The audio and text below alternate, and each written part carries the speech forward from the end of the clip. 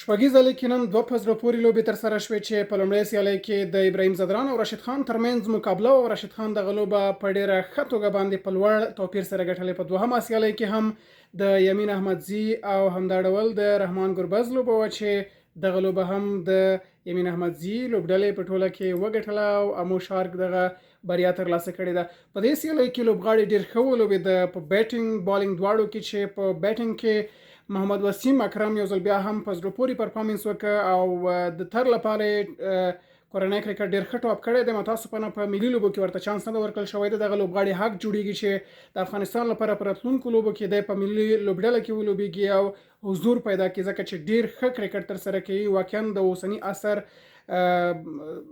مطابق باندې د ډېر ښه لوبېږي. د 20 فارمټ لپاره هم ډېر ښه جوړ لوبغاړی دی او په نړیوالو لوبغاړو کې هم د بیلګې موږ لیدلی شو چې په هندوستان او د ورته نورو لوبډلو کې هم لوبغاړي لوبېږي او دی هم په هماغه ډول باندې ښه لوبې ترسره کوي. د دې ترڅنګ په همدغه سیالۍ کې چې د راشد خان لوبډلې ترسره کوله سپین غر لپاره په توپوهنه برخه کې اجاز احمدزی ډېر ښه ولوبېده. په وروستۍ کې 4 شپېته منډې ترسره کړې او ښه فینیشر رول یې ادا کړ او د سپین غر لپاره لوړ هدف ټاکلو کې ښه مرسته وکړه او د دې عصمت علم چې 2 منډې هغه ډېرې اړینې ترسره کړې چې همدا د دې لامل شو چې بالاخره دوی یو لوړ هدف 240 منډې هدف وټاکي.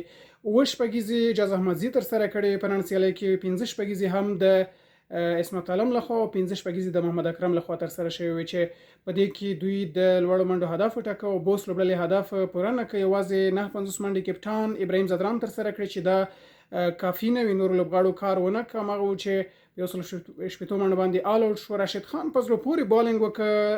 د له مودو وروسته افغانستان ته بیا هم راځي او په نن ورځ لوبو کې د لوبې هغه رنګ هم ورسره بدل و. نو هماغه و چې د په بالینګ کې هم ډېر ښه بالینګ ترسره کوه.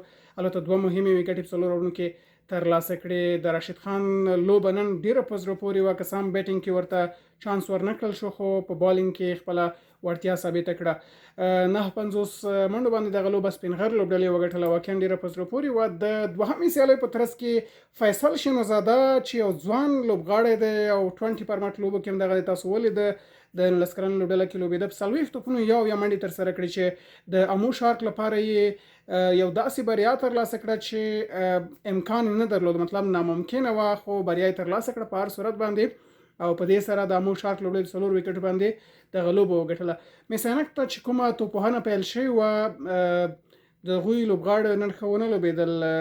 د دوی لپاره هغه ټاپ سکورز و افسرسازي کړی و 440 او د هغې نه مهم سکور چې دی هغه ایمل شاهین کړی و چې په 19 توپونو باندې 240 منډې ترسره کړې. ایمل شاهین یو په زړه پورې هیټر لوبغاړی موږ حسابولی شو چې په کورني کرکټ کې زیاتره اوپننګ کوي خو دلته دی په میډل اډر کې په لاور اډر کې حتی راوستل شو. 4 شپږیزې په اننګز کې شاملې کړې. محمد نبي ولوبېده خو محمد نبي په نن ورځ لوبه کې کار نه دی کړی او په 190 منډو باندې ټوله لوبډله محدوده شوه. 190 منډې هدف وټاکل شو. توپ اچونه کې هم 2 وکټې قیس احمد ترلاسه کړې. دغه راز نور لوبغاړو هم یو وکټ ترلاسه کړه. امو شارک د دغه لوبې په ترڅ کې ډېر په زړه پورې چیسینګ ترسره کړ او ښایسته لوبه یې وکړه. د دوی لپاره په توپوهنه کې عمران میر او حسن ساخیل هیڅ ښه پیل نه واخیسته. باید دوی لوبه باندې کار وکړي. په دغه شپږیزه لیګ کې ډېر ښه ولوبېږي او همدا ډول شاهد کمال 450 فیصل سونزاده هم یو منډې ترسره کړې. نو دوی په میډل اډر کې ډېر په زړه پورې کار وکړ او ښایسته لوبه یې ترسره کړه. نو که دغه لوبغاړو لوبه هم ستاسو خوښه شوې وي کمنټ کې راسره حتما پې ضرور نظر ورکړئ او ویډیو هم در سره لایک کړئ تر څو نورو ملګرو ته هم ورسیږي. 3 وکټې ضیاء الرحمن ترلاسه کړې په نن ورځ لوبه کې او محمد نبي هم یو وکټ ترلاسه کړه. لوبه په دې سره دوی په 4 وکټو سره وګټله. فیصل شینزاده په ټوله کې د یو منډه په کولو سره د لوبې غوره لوبغاړی شو.